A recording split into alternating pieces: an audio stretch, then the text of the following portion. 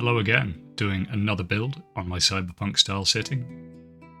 This time a smaller hot dog stand that will sit between two of the larger buildings and give me more variety with the skyline. To begin with, I took some foam core and knocked up a template. I wanted a curved wall on one side, so taking a knife, I marked out some even gaps, then scored lines down from them.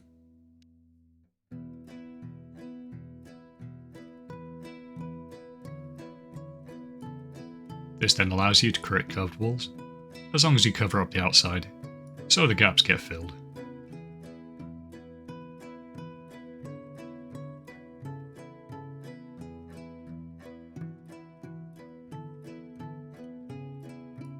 I filled the gap in the remaining section with a piece of underfloor insulation board, after cutting a door frame out.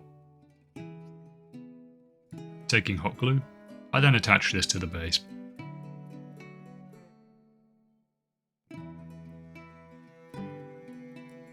Once that had set, I then attached the extra wall and trimmed off the excess on the base. For the roof I wanted an overhang, so I took a block of thin styrofoam. I'd carved it into the same shape, but kept it longer lengthways so it could overhang either the front or the back of the piece. Taking some more foam, I created a small stack that would be used as a base, and started carving out a giant foam sausage, so people would know it's a hot dog stand. I found the easiest way to do this is to carve the pattern into one side, carve it down, and then do the same on the top, then trim the edges down using a knife.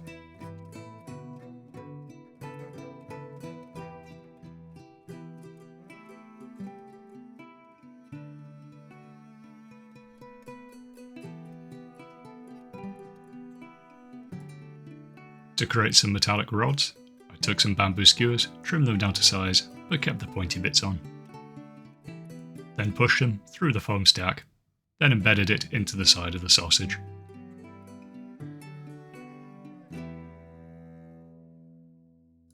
It's best to be a little careful here, because you don't want to put too much force on and end up stabbing a skewer into your finger.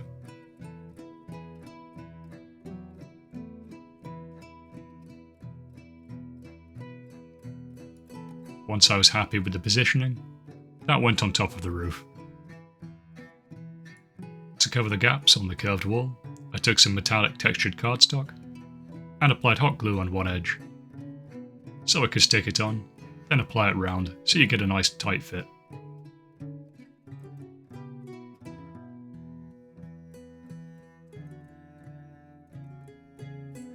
I took a few more pieces of styrofoam and started applying a few details such as columns around the front and the back of the piece.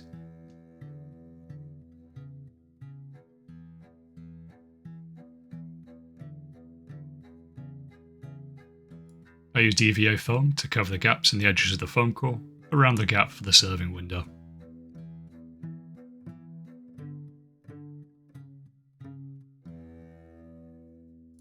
I also wanted a large flat panel next to the window so you could have a menu on there, so I took a piece of EVA foam and added some small rivets into the corner using bedazzle beads, and these were the tiniest ones I could find.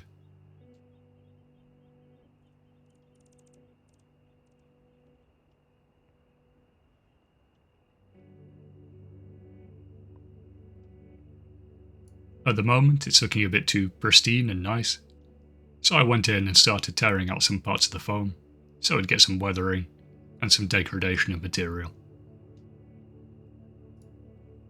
Using plastic rods, I made a small frame so we could have a neon sign above.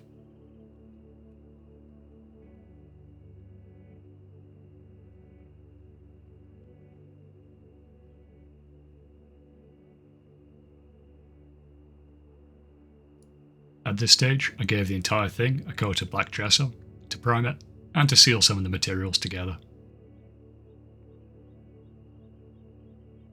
While that was drying, I thought it would be neat to have some vending machines, so I experimented with how to make those. My initial attempts involved two pieces of foam core stuck together, covering that with some textured paper, then applying a layer of clear plastic, as well as an EVA kind of front face onto it, before covering up the edges with more EVA.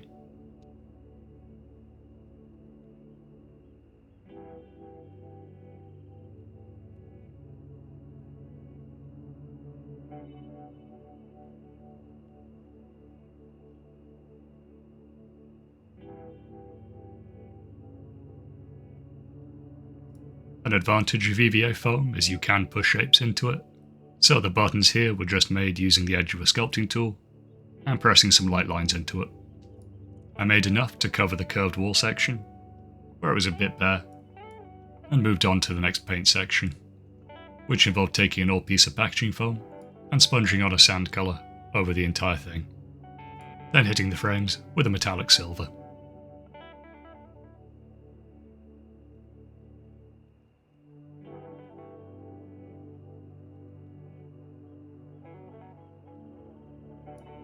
To try and get a really metallic, kind of glossy effect on the vending machines, I took some colour shifting paints from Vallejo and applied a layer of that over the front, which isn't the best use for them because they work better on textured surfaces, and ended up using some matte paint to add some decals onto the front anyway.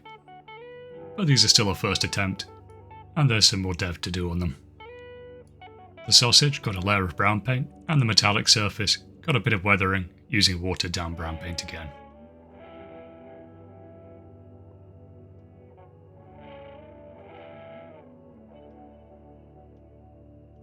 Taking some markers, I added some graffiti onto the back face, which is a nice way to tie all my builds together.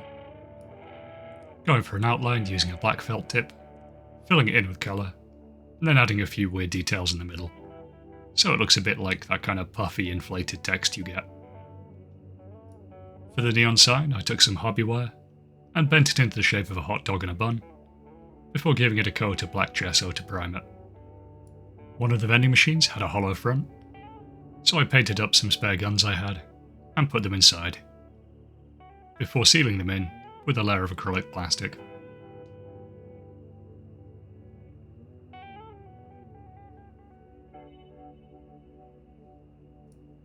With the neon sign primed, I gave it a coat of white paint. Then taking a sponge, I applied a bit of weathering to the hot dog, where in the universe, the paint in the finish had chipped off. I had more posters left over from my last build, so taking them, adding some Mod Podge onto the back to add a bit more character. Then back to the neon sign, taking the brightest paints I had, and applying red and yellow onto the dog and bun respectively. Using Mod Podge, I attached both frame and neon sign to the top of the building.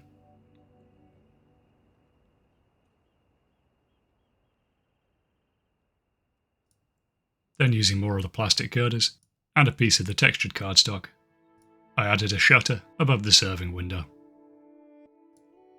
Grabbing some watered down brown paint, I went in and applied weathering across the entire thing. Using a mixture of black and brown paint where I wanted it to be darker or just more corroded and weathered.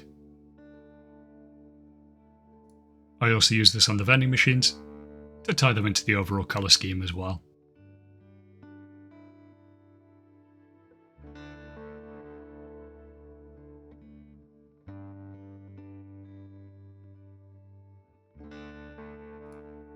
The sign got another coat of the bright paint, just to make it nice and consistent, as well as getting a bit of overflow onto the girders behind, so you get a fake lighting effect.